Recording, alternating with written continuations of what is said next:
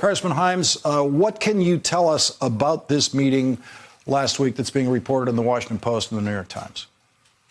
Yeah, Lawrence, I can't tell you anything about the meeting. As you know, I'm not at liberty to discuss classified information that is conveyed to the Congress. What I can tell you, and I can't emphasize enough how important it is that people understand this, it almost doesn't matter what happened in the meeting. If the reports are true that the president dressed down and fired the senior intelligence official in the United States, Admiral Maguire, because of something that Maguire's people may or may not have told the committee, the American people need to understand that there are a very small number of people, myself included, on the House and in the Senate, who oversee and provide oversight of the Intelligence Committee and might get told if there were election interference. And now the signal has been sent to the very highest levels of the intelligence community that just like the Justice Department, you are in the service not of the Constitution of the United States or in the national security of the United States.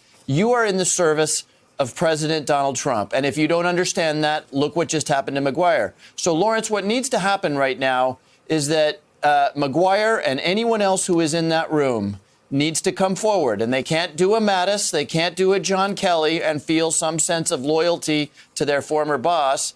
These people need to come forward because what we're talking about is one of the cornerstones of our democratic republic. What do you mean by come forward?